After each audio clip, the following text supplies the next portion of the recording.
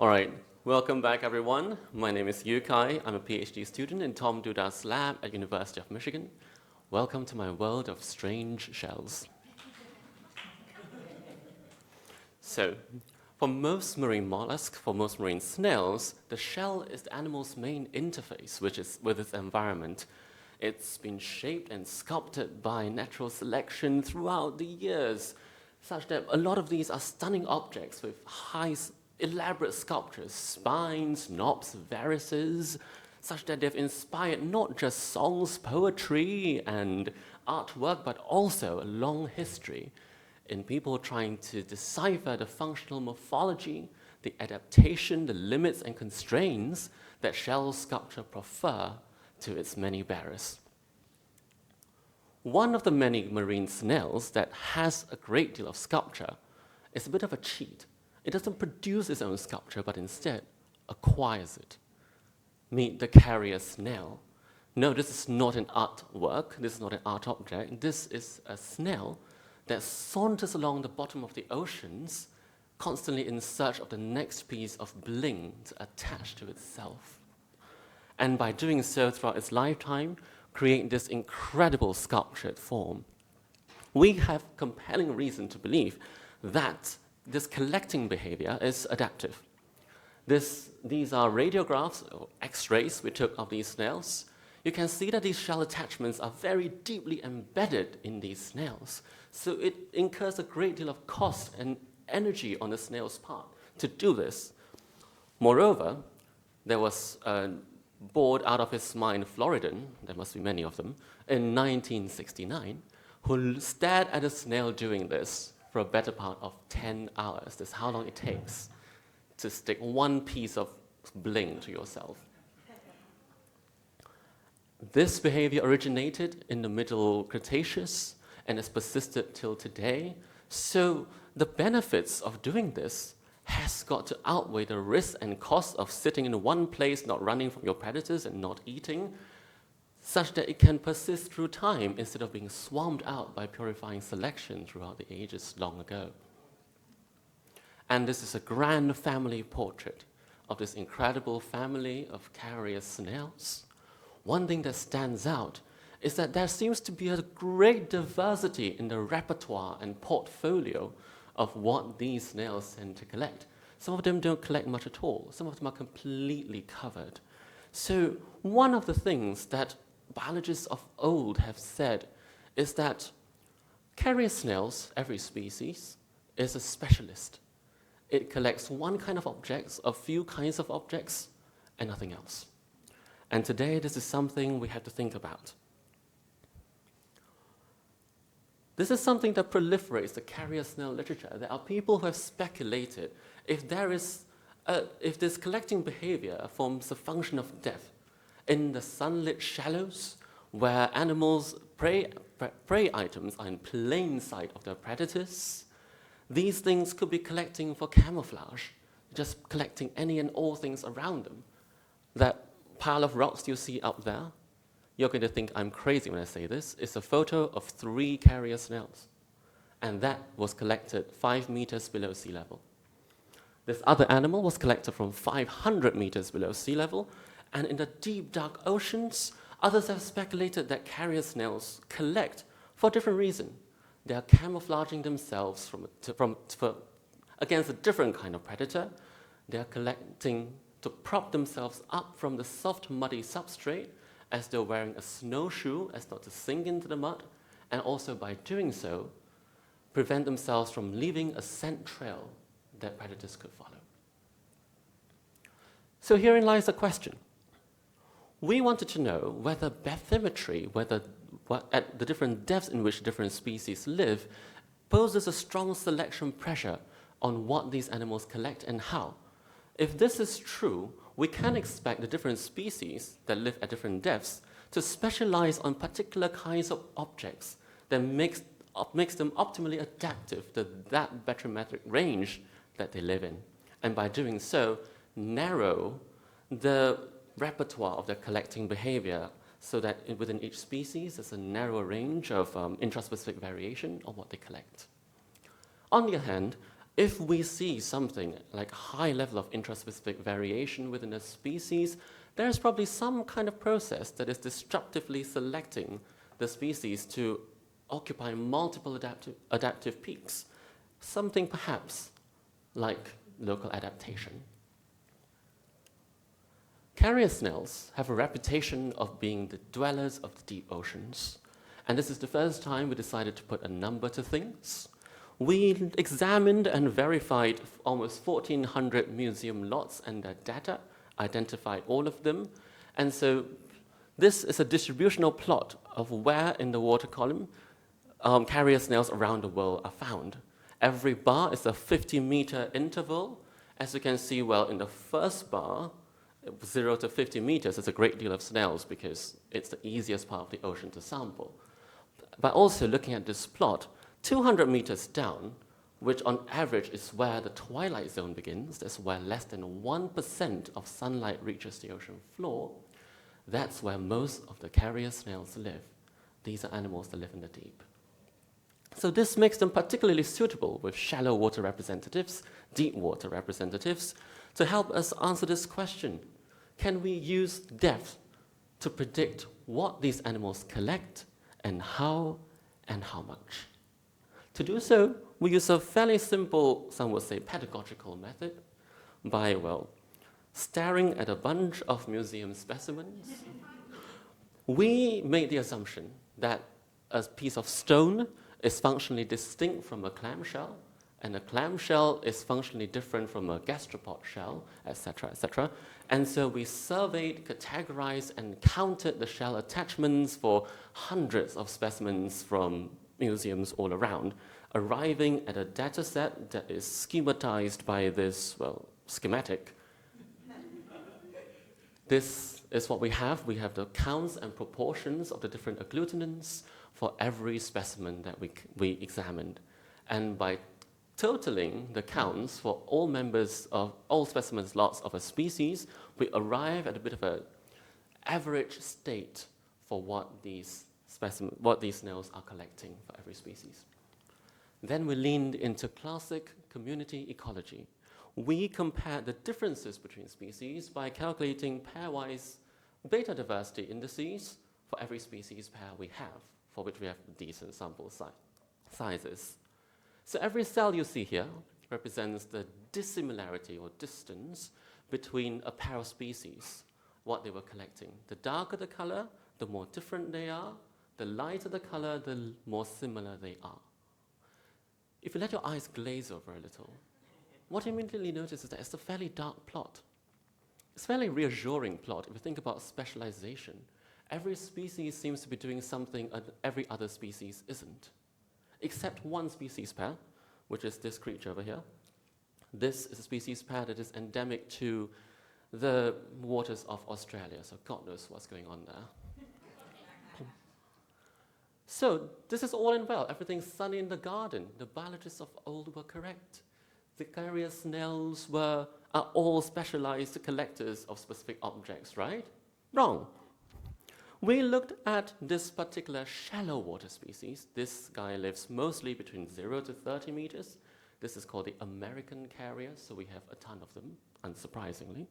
So here's the plot that we had comparing interspecific variation, and here's a plot comparing individuals pairwise for how every individual we have compares against every other individual that we have examined.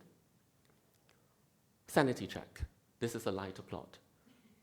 Most of these snails are collecting somewhat similar, many of them, somewhat similar things compared to conspecifics. However, you also notice there's a great deal of cells that are also fairly dark colored. A lot of these snails are behaving very differently compared to its conspecifics.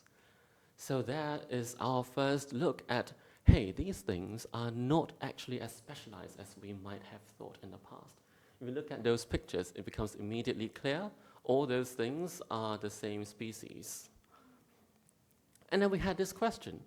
If in the shallows these animals are doing this, perhaps in the deep, if there is a strong selection for a narrower adaptive peak, then the deep sea species may instead collect in a less variable manner.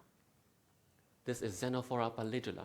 It has a far wider range than Conchyliophora, which is a Caribbean species. This guy occurs all across the Indo-Pacific. Despite this wide range, you can see that this is a far lighter plot. It is exhibiting a lot less variation among individuals.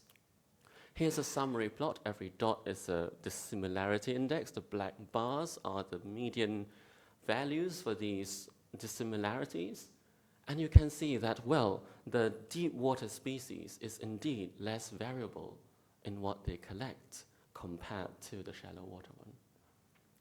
Two species don't really tell us much about every other species in the family, so we went on and measured something else.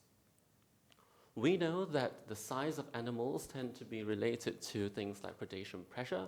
We also talked about these snails snowshoeing, increasing the base area, snowshoeing on softer mud. So we measured the body wall of every snail, which is the part of the shell that the animal occupies, as well as the effective size, which is the overall largest dimension it attains by either in some genera collecting things or in other genera producing a flange that goes all around its base, or a peripheral flange. And so here are the numbers. Onustus is the flange producer, Xenophora we are now familiar with. The species are ranked from left to right, from the shallowest living to the deepest living. And that dotted line that connects the shell width to the effective size, the steeper the line, the larger the shell becomes post-shell modification. So there is a clear pattern here, that there is something about the deep sea that selects for carrier snails, no matter how they modify the shell, to attain a larger overall effective size. Now that we got this characterized, what we are going to do moving forward is to map this onto phylogeny. We want to know how this behavior is changing throughout geologic time, how many transitions this family has made into the deep sea. And this every transition into the deep sea, are they accompanied by this drastic shift in what they collect? This is a CO1 gene tree that we could produce for species delimitation purposes. We need to work on this. There are many genera that appears to be non-monophyletic. Either this is a biological reality, or we need to resolve the deeper nodes and actually figure out if they are non-monophyletic. We also have all these names in color. These are all tentatively new species. So the taxonomy also needs to be resolved before we can push this further. However, we now know a great deal more about these charming snails than we did probably about 8 months ago. We know that there is something about the deep that selects for this drastic increase in effective size, be it for snowshoeing or for defense against less gape-limited predators, fish with larger mouths. And we also know that this insane level of intraspecific variation in what these snails collect essentially precludes this spurious assumption by biologists of old and shell collectors. I'm sorry to those people who love these snails. These snails are, after all, not specialist collectors. Thank you to everyone that has given me snails, helped me identify snails, helped me out along the way, and I'd be happy to answer questions if you have them. No, I got it. So hi guys, I'm Emily. I'm gonna talk to you today about a small but mighty group of fishes.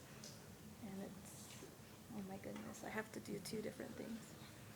Okay, so organism size is perhaps one of the most fundamental species traits, right?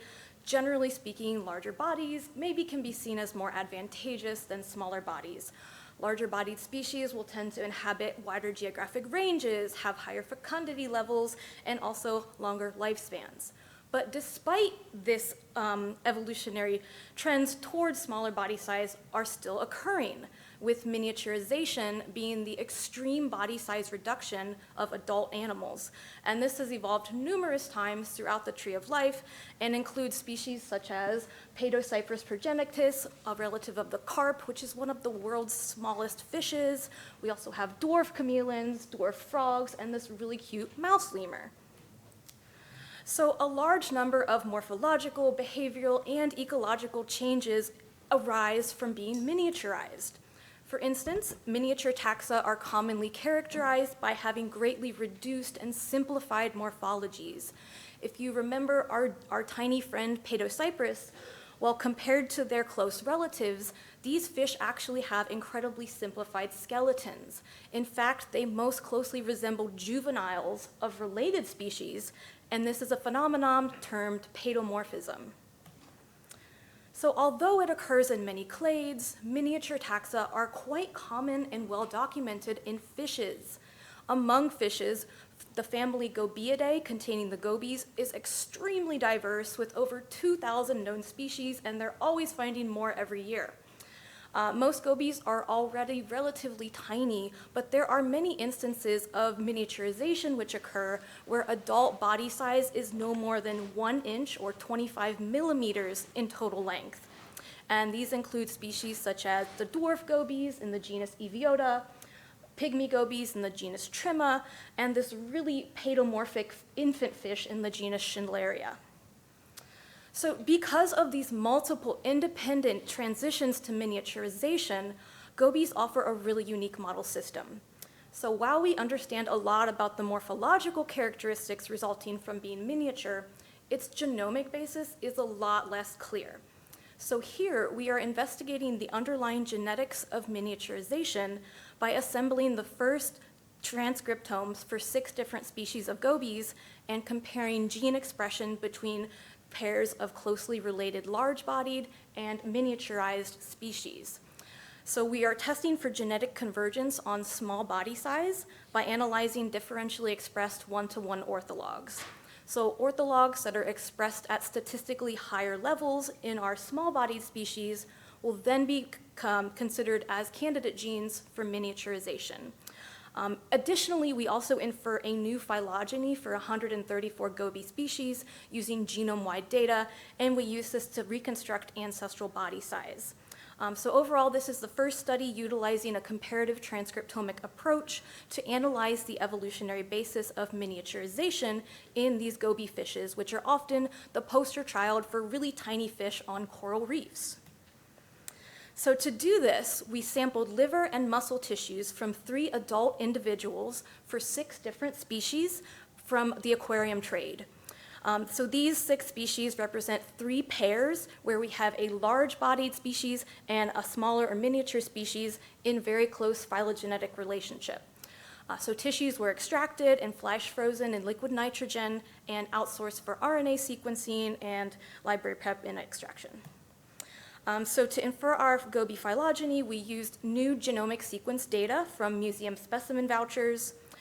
Data was sequenced using an exon capture approach with the markers from the Fish Life Project.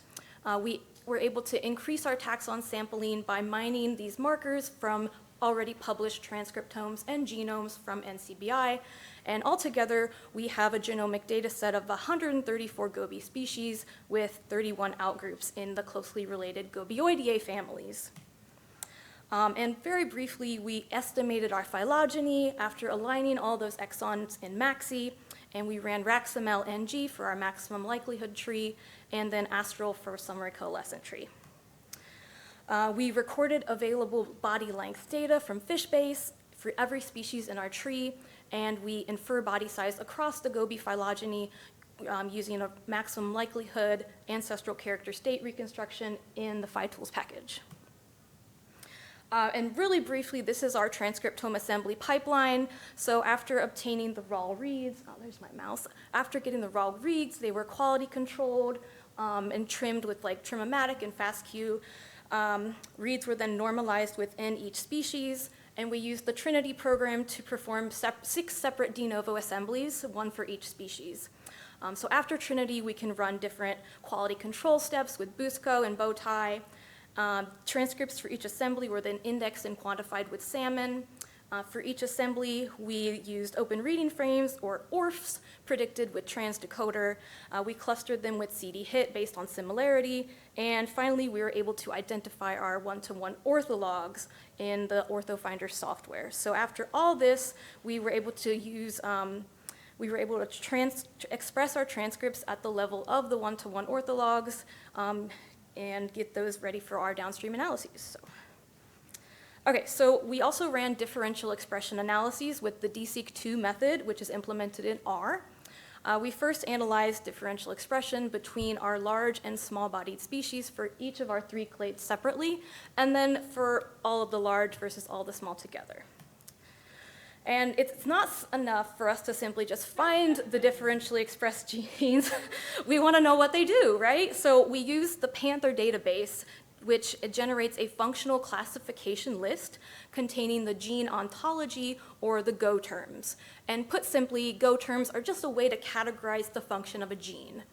So lastly, we were able to summarize all these Go terms that we found and using the Revigo software, and this clusters them based on similarity and plots them as a scatter plot. Okay, so here is the Gobi phylogeny estimated in RACSML, showing the ancestral character state reconstructions for total body length. So large bodies are going to be indicated as blue, darker lines on the tree, while smaller bodies are lighter colors like red. So we have selected 3 closely related clades, each containing a large and a small species for the comparative transcriptomic analyses. So overall, the ancestral state analysis reveals that gobies have evolved from a larger bodied ancestor, and that within the family Gobiidae, we also have several more independent transitions into smaller body size, such as in the Schindleria, which unfortunately we were not able to sample for this analysis, but also the Eviota, which we do have sample for. So up here, really briefly, these are our differential expression analyses results. What you're seeing are heat maps and volcano plots showing the differentially expressed orthologs for each of the clades. Each row in the heat map is representing an individual ortholog, and each column is a tissue replicate per species. So orthologs which are overexpressed or considered upregulated are colored in yellow, and those that are downregulated or underexpressed are in purple. And in the volcano plots, we show the same thing. The differentially expressed orthologs are colored as red dots and downregulated on the left, upregulated on the right. So for each of our clades, we found anywhere between 3 to 6% of orthologs considered to be differentially expressed. And then this is just the same thing, but just with the large and small separated by tissue. So we found about 15 to 20% of orthologs differentially expressed. Okay, but what does this even mean? Why do we even care? Well, let's see what biological functions these orthologs actually represent. So using the Panther database, we were able to connect the differentially expressed orthologs with their respective biological functions and summarized as a scatter plot. So what you're seeing here, the bubble color is indicating what group of fish we assigned the Go term to. So blue circles are for all of our large-bodied species, red is for all of our small-bodied, and purple is where we have both. The bubble size is indicating the relative frequency of the Go term in the database. So larger bubbles are more general gene ontology terms, where smaller bubbles are more specific terms. And lastly, I've grouped the Go terms even further according to broader categories like metabolism, transport, and cell homeostasis. So what the main takeaway from this graph is that most of the Go terms are associated with metabolism and metabolic processes. And overall, our Go terms for our large-bodied and our small-bodied species, they largely overlap with each other, as you can see by the overlapping of the red and the blue circles. However, if we narrow our focus just a little bit, and we just select all of the orthologs which were upregulated in all of our large-bodied species, but downregulated in all of our small-bodied species, and vice versa, we can identify some candidate genes involved in body size evolution. So some of these can be considered candidate genes for miniaturization, and they are linked to cell growth and development, such as YBX1 and BZW2. So YBX1 is this multifunctional protein coding gene involved in a variety of biological processes like embryogenesis and development. So interestingly, gene knockdown in zebrafish is shown to disrupt embryological development, leading to larval morphological deformities. And this second gene, BZW2, is involved in biological processes like cell-to-cell adhesion, and it may be involved in nervous system development as well. So downregulation of this gene has been shown to inhibit tumor cell growth in humans, but however, while there can be no substitute for demonstrating gene function with CRISPR-Cas9 and knockout studies, these candidate genes do offer a little bit of an insight into starting points for exploring how function links to phenotype. So various explanations have been proposed for why miniaturization has evolved in the first place. Well, gobies are part of a larger ecological grouping termed cryptobenthic reef fishes. And these include other small-bodied species which are visually or behaviorally cryptic. And although they are very tiny, they make up over half of the fish biodiversity found on reefs. And this abundance is very likely associated with their small body size, as cryptobenthic fishes will readily make use of these tiny microhabitats throughout the reefs. Gobies are also one of the most rapidly diversifying clades, and they exhibit very high speciation rates. So this species richness might be explained by the increased opportunities for shifts into these various microhabitats, which could in turn be driving the evolution of small size. So just to conclude, we generated the first de novo transcriptomes for 6 species of goby fishes, and by using a comparative approach and differential expression analyses, our findings suggest that conserved genetic component in the evolution of body size reduction. So while we do identify a few candidate genes associated with miniaturization in these fishes, body size is of course this highly complex polygenic trait with multiple genes coordinating together to act on size evolution. So as such, we are far from knowing the exact mechanisms involved, and more studies are needed to illuminate the underpinnings of this complex trait. So with that, thank you all for your time. I'd like to acknowledge these people for their help, and if there's time, I'll take one question.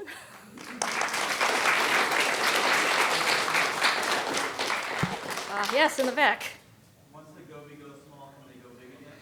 So I have not looked at the transitions, but if we go back to the ancestral character reconstruction, I don't think I see any instances of going small and then going back, but that is a very good question. So once you go small, you can't go back. Well, hi everybody. Thanks for coming along, being so attentive on the last day of what's a very long conference. I hope I can follow up all of the really great talks we've had and all the comparative biology sessions so far. I'm a little bit nervous, but here we go. I'm Ellen Martin. I've come from the University of Adelaide in South Australia, where I'm a PhD student. I study under my supervisors, Emma Sherritt and Rachel Norris. And today I'd like to share with you a little preliminary look into what I've got for my PhD project so far. My interests primarily are in the locomotor adaptations in the limb bones of mammals and birds, where I'm interested in seeing how different adaptations to functions like running and digging and grasping present in these groups. But more than that, I'm interested in how specializing for any of those functions might preclude you from specializing for something else. Namely, I'm talking about trade-offs. But before I get into all that, I would like to acknowledge that the land that I work on and live on is the land of the Kaurna people in South Australia, who are the traditional owners of that region and its original knowledge holders. And I'd also like to extend that acknowledgement to the traditional owners of this region, for whom this area has been a meeting place long before our conference today. Thanks. So this project started off as a little investigation that I did in undergrad into this sort of hypothetical trade-off that we see in the proportion of the phalanges of bird feet, wherein birds that prefer to walk around or wade in water tend to have these elongate proximal phalanges compared to the distal phalanges in their foot, and a really short little hind toe or hallux. And then we see the opposite pattern in birds that prefer to use their feet for grasping, like perching in trees and that kind of thing. The fact that we get like a sort of intermediate phenotype in these more generalist species hints that there might be a trade-off going on here, which has been sort of identified in North and South American birds before, but I was curious to see if and how that presents in Australian birds. So in order to look at this, I don't have the money to CT scan a bajillion birds, but I got a little old school with it. I got my pair of digital calipers.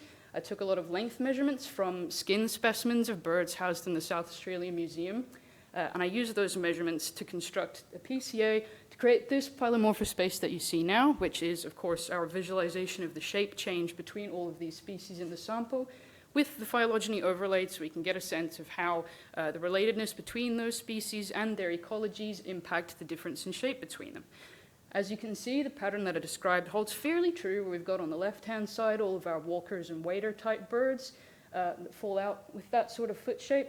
And then we see all of our graspers more towards the right-hand side of it. And this is particularly true when we look at birds with the anisodactyl foot shape, which is that sort of classic foot where you've got 3 toes forward and 1 toe back, in comparison to our zygodactyl birds, which have that X-shaped sort of foot that you see in parrots. Another thing that I thought was particularly interesting here is if we look at our megapodes that we have down in Australia, which are these big terrestrial, mostly terrestrial birds, but they happen to build these great big mounds where they store their eggs and incubate them. And in order to do that, they have to adjust the temperature by adding stuff and taking it back on and off of these mounds, which I think is probably what contributes to them having a little bit more of a grasping morphology as compared to the other sort of large terrestrial birds in this sample. So this pattern and the cool exceptions to it that I saw got me wondering, what else can we learn about bird micro and macroevolution from their feet? So I decided to take 4 representative species and then take a larger sample size from them, increase the measurements that I was taking from the foot, and see whether the differences in morphology of the foot or their position on this trade-off contributed all to how those different feet help the species evolve. To do this, I took a species that's anisodactyl from either end of the trade-off I was looking at. So we've got a walking bird, the stubble quail, and a perching bird, the noisy myna, as well as 2 zygodactyl birds that have sort of a convergent morphology on this zygodactyl foot shape, but from different origins. From this, I wanted to take a study of morphological integration. So it's probably a concept that some of you might be familiar with, wherein we take a large number of measurements and a large number of specimens from that sample size, and then see whether those measurements covary in tandem together, in concert, change in the same way or in opposite ways, or if they evolve more independently of one another. If they go in concert with one another more strongly, which is to say they're strongly integrated, that might indicate there's some factor that causes the foot to evolve in a coordinated manner. And that could be something in their developmental history, or it could be an external selective pressure. Alternatively, we could have feet with measurements that are not as strongly integrated, wherein those toes might be able to evolve more independently of each other and be better able to evolve a foot shape that's novel to their group. I hypothesized that our stubble quail, as a more basal bird with a sort of ancestral foot form, might provide a baseline pattern of integration in this group to which we could compare the other birds. To start with, our zygodactyl birds that both use the foot in a more grasping manner than our stubble quail, the walker, I thought that there's a possibility they might have an increased amount of integration in the feet, given that they need to better coordinate their toes in different positions rather than just walking around on them. Then we have our perching bird, which represents a return to the ancestral state of the foot, but maintains more of a grasping capacity in its foot. So I wondered if this might mean that integration patterns might stay stronger in this bird than in our quail, since it still uses the foot the way that it does. As you can see, there are a few different ways of measuring morphological integration. In this particular case, I'm using a measurement of the relative eigenvalue index, which should give us a measure of the overall integration of all of those measurements that I took.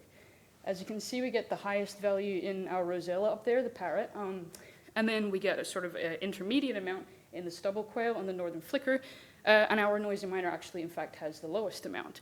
I figure it's possible in the case of the parrot that this makes sense because it needs to be able to use its foot in a more coordinated manner rather than simply walking or grasping that way, because it uses its foot to manipulate objects when it has to eat them.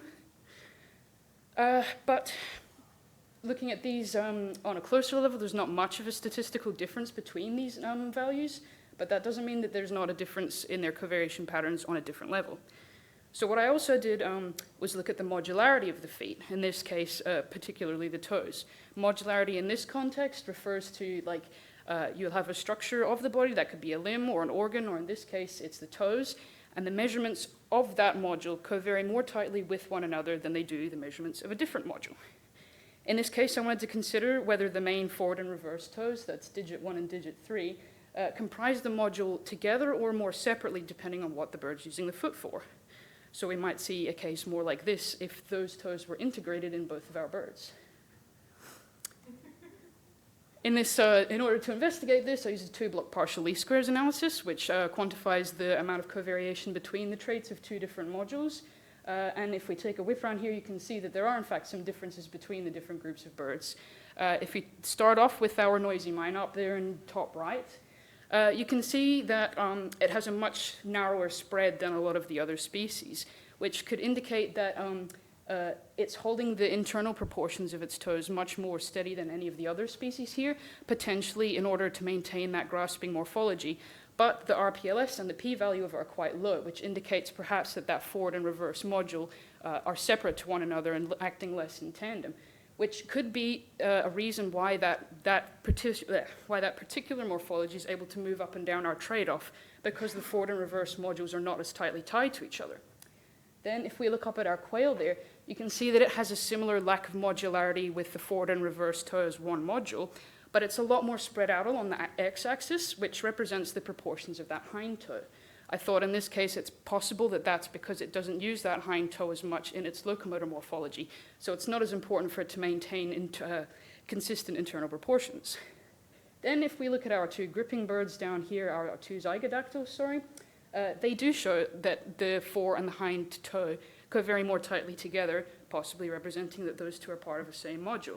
I thought this probably makes sense comparing it to the perching bird because they have more of a need for those toes to co-vary together to balance opposing forces, because our woodpecker obviously is using that foot to cling to a vertical surface rather than a simple perching mechanism, whereas our parrot, on the other hand, again needs to use all those complex maneuvers in manipulating its food. The last thing I wanted to touch on today was, this is where I'm getting really preliminary, it's our quantitative genetics theory estimated from the P matrix of our phenotypic measurements. So as you can see in this one, there doesn't seem to be a massive amount of difference in these birds, which if you caught one of the earlier talks on trait covariation, seems to hold pretty consistent, which was quite exciting. But it seems like it may be the case that our parrot is slightly more evolvable than the other species and may be able to adapt at a slightly faster rate. But again, this is super preliminary, so I'm really looking forward to looking into it on a different level in the future. And in speaking of that, what I intend to do next, I want to take all of those measurements from that trade-off study that I did at the start and see if those 4 species that I picked actually are a good proxy for the other species that I've been studying so far. And then I'm hoping that this will be able to tell me something about not just how bird evolution has given us this massive diversity that we can see today, but also where it might be going in the future. And ordinarily, I would say that's because Australia's current climate trends kind of mirror some hypothesized previous drivers of avian diversity. But at this point, I'm thinking that I might just want to know which bird morphology is more likely to adapt a bird that can live entirely within the Australian wheelie bin. So I'd like to thank all these people for helping me with my PhD research so far, and my supervisors, to the committee for organizing all this, and specifically for SSE for funding my attendance here today. Thank you.